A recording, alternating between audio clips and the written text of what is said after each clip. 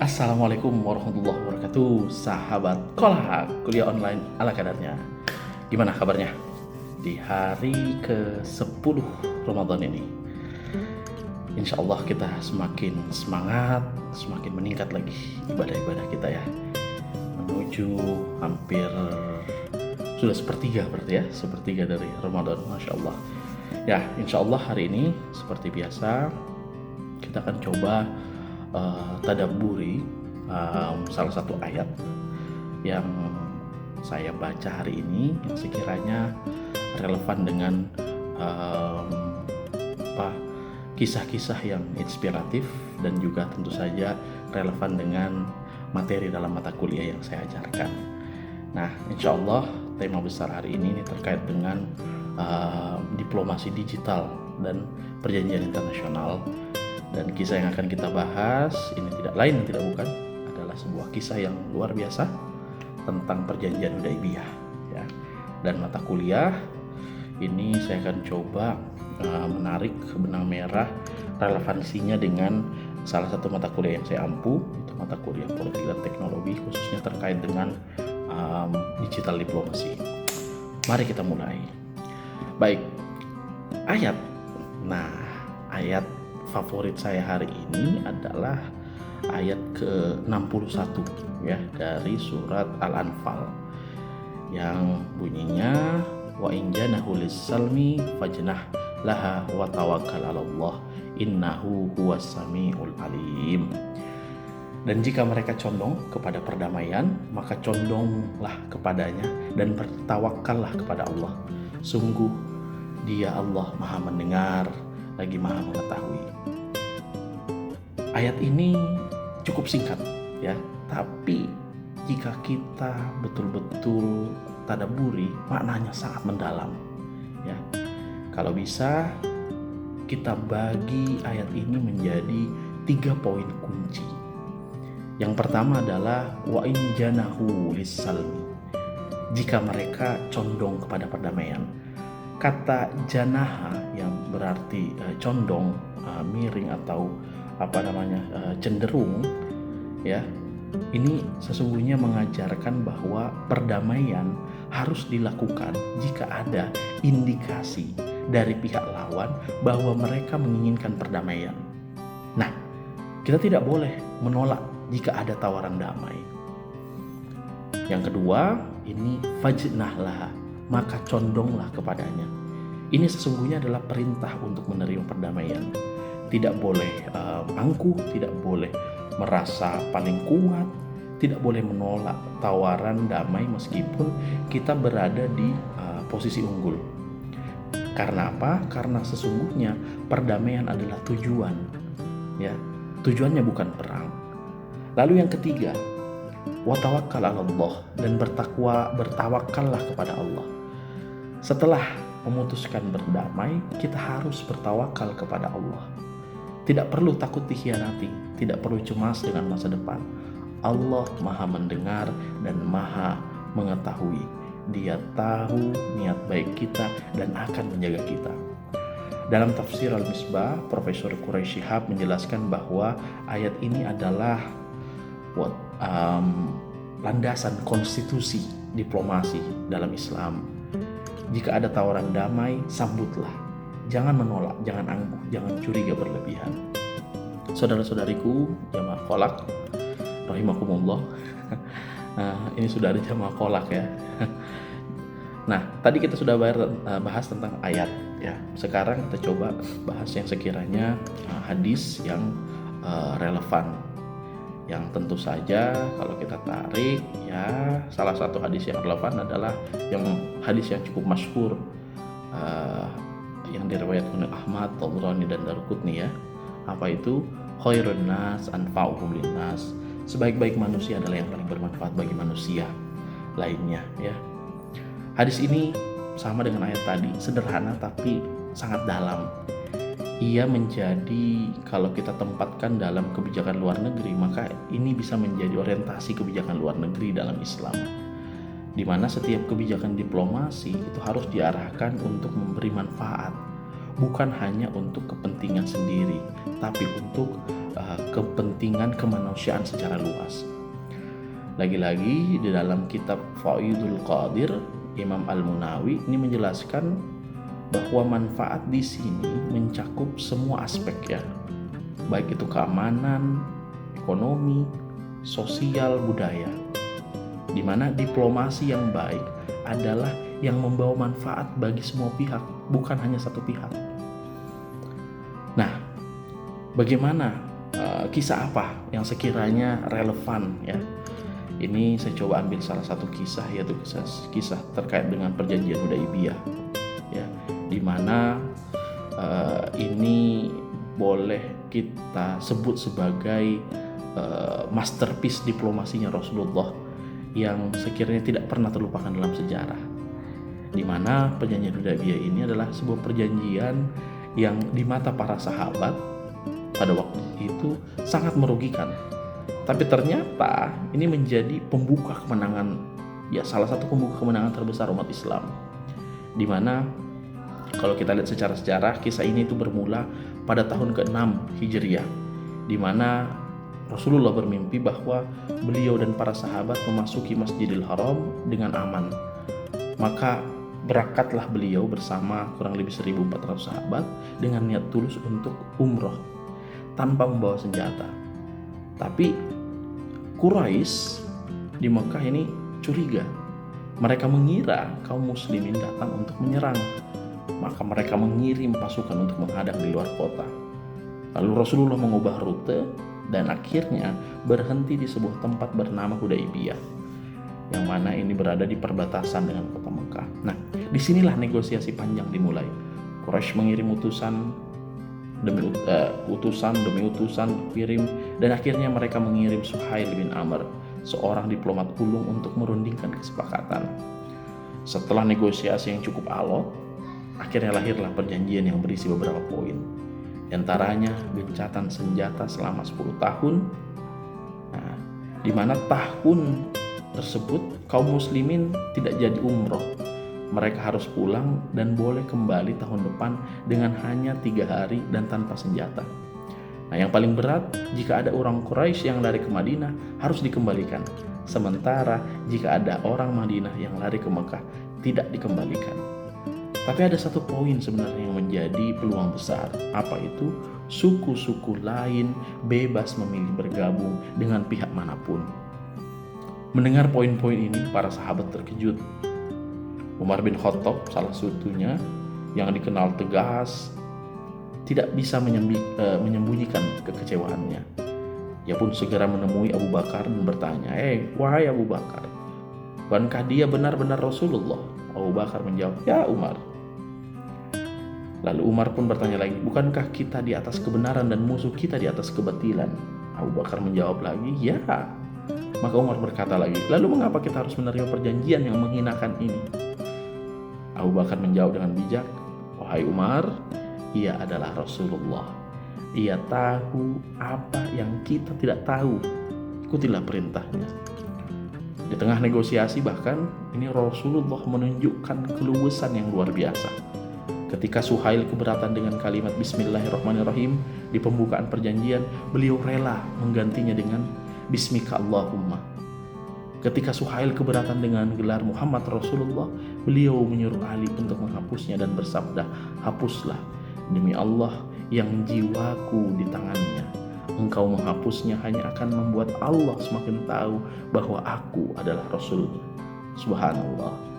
Beliau rela menghapus gelar demi perdamaian. Beliau fokus pada substansi, bukan pada simbol. Para sahabat pulang dengan perasaan yang berat. Tapi apa yang terjadi setelahnya? Perjanjian yang tampak merugikan itu justru membuka pintu kemenangan yang besar. Quraisy dengan menandatangani perjanjian itu secara tidak langsung mengakui eksistensi negara Madinah sebagai mitra setara. Kedamaian selama 10 tahun memungkinkan dakwah menyebar luas tanpa gangguan. Dalam 2 tahun saja, jumlah pemeluk Islam meningkat drastis. Bahkan Panglima Perang Quraisy, Khalid bin Walid, masuk Islam dan kemudian menjadi pedang Allah yang tak terkalahkan. Bahkan suku-suku di seluruh jazirah bebas ya memilih aliansi dan mereka berbondong-bondong masuk Islam. Allah sendiri menegaskan keberhasilan ini dalam surat Al-Fat ya, ayat 1 yang kurang lebih artinya, sungguh kami telah memberikan kepadamu kemenangan yang nyata, di mana kemenangan ini adalah Hudaybiyah ya, perjanjian yang tampak kalah di meja perundingan ternyata malah membuka kemenangan di medan sejarah. Saudara-saudariku sekalian, lantas bagaimana ya keterhubungannya dengan materi perkuliahan?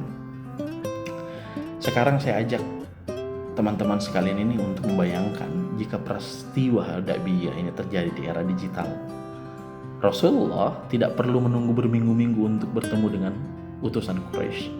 Cukup dengan mungkin satu tweet atau satu pesan WhatsApp atau satu panggilan lewat Zoom atau Google Meet gitu ya. Negosiasi bisa berlangsung dalam hitungan detik. Tapi di balik kecepatan itu, tantangannya justru lebih besar. Disinilah kita bisa menarik pelajaran besar dari Hudaybiyah untuk dunia diplomasi digital yang kita kenal sekarang. Ya kalau secara definisinya diplomasi digital ini kan adalah penggunaan media sosial, platform digital oleh negara untuk mencapai tujuan kebijakan luar negerinya. Di antaranya ini jika digunakan oleh akun-akun resmi ya, seperti Kementerian Luar Negeri, Twitter, kampanye publik Instagram, komunikasi krisis melalui Facebook dan lain-lainnya, hingga diplomasi publik yang langsung dengan warga negara asing melalui berbagai platform. Yang lagi-lagi ini adalah sesungguhnya wajah baru diplomasi di abad 21. Tentu ada perbedaan yang mencolok antara diplomasi di zaman Hudaybiyah dan era digital, di mana di masa Rasulullah komunikasi ini dilakukan melalui utusan khusus dan surat-surat yang memakan waktu berminggu-minggu untuk sampai. Jangkauannya hanya sebatas satu kota atau satu wilayah. Bahkan risikonya ini bisa jadi terjadi salah paham karena utusan mungkin tidak menyampaikan pesan dengan tepat ya. Sementara di era digital, komunikasi terjadi dalam hitungan detik ya, menjangkau seluruh dunia, tapi risikonya justru bisa jadi lebih besar. Bisa jadi kesalahpahaman karena ya total karakter di Twitter yang terbatas, atau karena hilangnya konteks budaya dalam pesan yang mungkin cukup singkat. Nah, saya melihat di sini justru peran pentingnya kita mengambil pelajaran dari Hudaybiyah ya, yang sangat relevan. Di mana yang pertama, prinsip condong pada perdamaian sebagaimana surat ayat yang tadi kita bahas ya. Di mana dalam setiap tweet ataupun penyampaian kita secara yang berhubungan dengan diplomatik ya, dalam setiap pernyataan resmi yang harus kita utamakan adalah pesan-pesan perdamaian. Jangan mudah terprovokasi ya. Jangan membalas dengan serangan, jangan memperkeruh suasana. Jika pihak lain menunjukkan keinginan damai, maka kita harus sambut dengan tangan terbuka ya. Lalu yang kedua, ini fokus pada manfaat. Setiap konten diplomasi digital haruslah bermanfaat, bukan sekedar pamer, bukan sekedar membalas serangan, bukan sekedar mencari sensasi. Kita harus bisa bertanya kepada diri kita, apakah pesan-pesan yang kita rilis ini bermanfaat bagi hubungan bilateral? Apakah postingan ini membantu warga negara kita di luar negeri? Yang ketiga, keluasan tanpa kehilangan prinsip. Rasulullah SAW ini menghapus gelarnya kalau di kisah yang tadi ini ya, tapi tidak pernah sekalipun mengubah prinsip tauhid. Dalam diplomasi digital, kita bisa luwes dalam gaya, dalam bahasa, dalam pendekatan, tapi prinsip kebijakan luar negeri, nilai-nilai dasar bangsa, dan komitmen terhadap perdamaian harus tetap tegak, tidak bisa ditawar. Lalu yang keempat, kemampuan membaca jangka panjang. Para sahabat melihat kerugian jangka pendek ya di perjanjian Hudaybiyah, tapi Rasulullah SAW melihat kemenangan jangka panjang. Dalam diplomasi digital, kita tidak boleh bereaksi berlebihan pada kritik hari ini, pada serangan media sosial, pada berita negatif yang viral. Kita harus bisa lihat tren jangka panjang, lihat peluang yang terbuka, lihat masa depan yang ingin kita bangun. Lalu yang terakhir, kelima, tawakal setelah berusaha. Setelah kita memposting, setelah kita merespon, ya, setelah kita bernegosiasi, serahkan hasilnya kepada Allah. Ya, jangan cemas dengan like dan komentar, jangan gelisah dengan kritik. Allah Maha mendengar dan Maha mengetahui.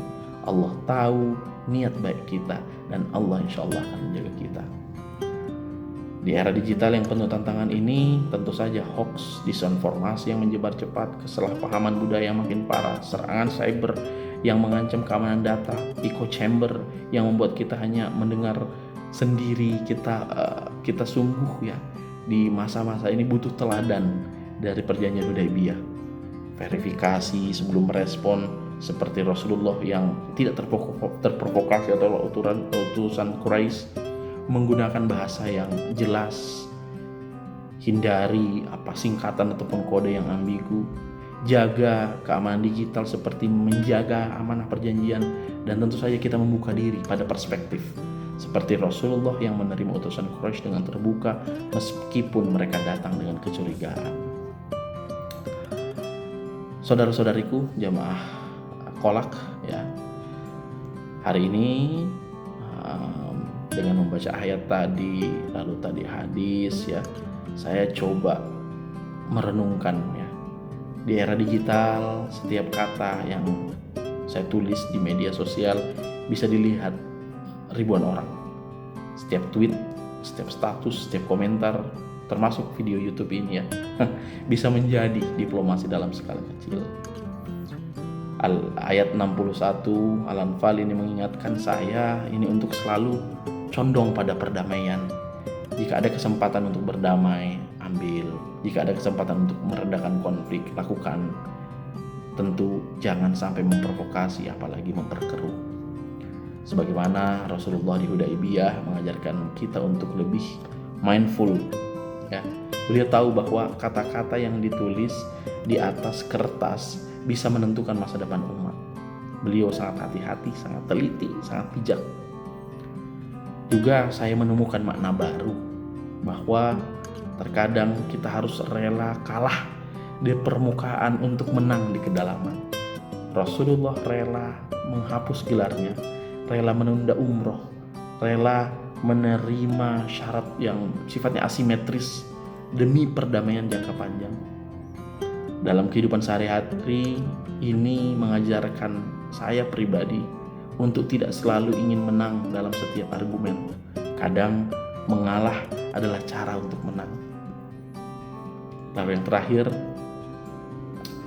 meski para sahabat bersedih di Hudaybiyah, mereka pulang tanpa umroh, tapi setahun kemudian mereka umroh dengan damai. 2 tahun kemudian Mekah ditaklukkan tanpa pertumpahan darah.